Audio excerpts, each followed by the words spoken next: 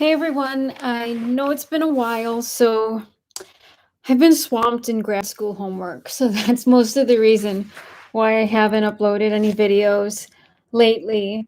But I learned a few things that I wanted to share with you all. I also want to preface this by saying I'm not a doctor and I'm not a lawyer. So this isn't legal or medical advice. But some tips on doing college or grad school if you have chronic illnesses. So I have 6 illnesses now, and they include chronic pain diseases, autoimmune problems, respiratory problems, fatigue, and I also have bipolar disorder. So this it's like really complicated, right? Because the thing that most chronic illnesses have in common is that they're unpredictable. So that's actually the most predictable thing about chronic illness is that it's unpredictable. And a lot of people who have never been there, they don't understand that. So off the top of my head, here are some new tips I learned. So I'm always learning stuff about getting through school with illness. And the first thing is apportion your time based on the worth of an assignment. That's generally what you want to do. There are a few exceptions, but and this is important to think about, right? So if you have 2 assignments due in a class and the first week of school in one of my classes, just one, I had 5 assignments. But if you have multiple assignments, right? And one is worth 25 points and the other one is worth 200 points. If you're spending and they're both due the same day, if you're spending 5 days working on the 25-point assignment and you haven't gotten to the 200-point assignment, that's not good, right? So you could spend an extra 48 hours to get the score of 25 points on the 25-point assignment as opposed to a 20-point assignment, and then never start the 200-point midterm. That's a very bad idea.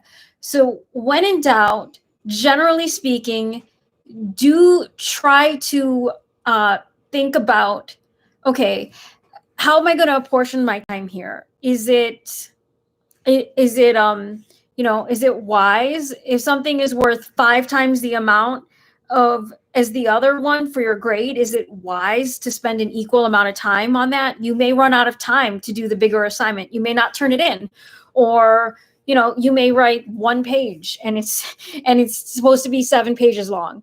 So you want to think about these things. And then the second thing is, so if the professor or the TA says, hey, you guys, if you have any questions, let me know. Then if you do have a question, ask. So this is something I've run into where people are embarrassed to ask a question in class. And I can understand that, but almost always asking a friend in your class who's in the same boat that you are in is not going to give you the same answers as asking your professor or TA. Your friend doesn't really know what your professor, how he or she grades, and your friend is learning it at the same time you are. So try, if you feel embarrassed verbally asking in class, try sending an email, or but the thing is, like, I know it's hard for some of us. Maybe you're shy, maybe, but your friend or your classmate, like when somebody asks me a question, I'm like, I don't know. I'm not the one grading the I don't know. I'm learning the lesson the same as you are. I'm reading the same book. It's my first time learning it, just like you. So yeah, that's the thing. Don't be afraid to ask questions. And third, what was I going to say? I forgot. Oh, okay. So schedule breaks, right? You don't want to be, pacing is super important. If you have fatigue issues, if you have pain, if you got anxiety, whatever, all of the above, if you have a buffet like me. So it's important to schedule study breaks. They can consist of watching something that makes you laugh, but don't binge a whole season of a TV show, right? So you've got like 5 assignments due. Don't sit there and watch the entire, season of whatever the latest TV show is. Maybe it's better to watch a movie than a TV show where you're going to get sucked in and you're going to watch all 20 episodes at once, right? But schedule study breaks, exercise, release endorphins. I did a video and I blogged about how to exercise when you're depressed because I know it's hard. And I did a video recently on this channel about 11 tips for exercising if you have chronic pain or pain flare up. So exercise helps me. It centers me. Find something that is fun for you.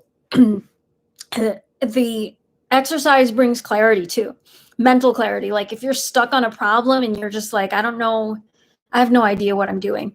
Sometimes exercising can help, right? And one thing that's particular to me, so I was very busy with a lot of things, and I have on my DVR 13 boxing fights. ESPN for Cinco de Mayo 2020, they did a 2-day marathon of classic boxing fights, and I did not watch most of these. And the first day, the first 24 hours was basically, it was like, it started with the four kings of boxing, Hagler, Hearns, Duran, and Sugar Ray Leonard. And I love Roberto Duran. And then the second half of the marathon was like basically the greatest hits of Manny Pacquiao. And yeah, that was the only all-time great I love that I was actually alive for. So I saw some of those fights. I lived through them. I saw them live. So now I have all these recordings on my DVR, and I watch them for inspiration in between assignments. You know, as a boxing fan, like I wasn't joking in my TEDx talk when I said, people thought it was like, I'm actually telling the truth when I said, I'm so tired. I wake up every day tired and in pain, and it's hard not to be discouraged. But you know, I play Eye of the Tiger. I put on my Rocky boxing gloves. I pray for strength to get through another day. So for me, that's been hugely inspirational. Having those 13 fights, I watched them, like some of them I haven't seen at all yet, like at all. And some of them I've watched multiple times, like Pacquiao Cotto or Pacquiao De La Hoya. And I'm like, I got some really good Sugar Ray Leonard Duran stuff on there. But it's, yeah. So what did I say again? What am I through? Okay. Apportion your time. And if you're in doubt about how to apportion your time, a good guide, like 80% of the time, a good guide is to look at the worth of your assignments. The worth of the points usually is a good guide about how much time you should spend on something.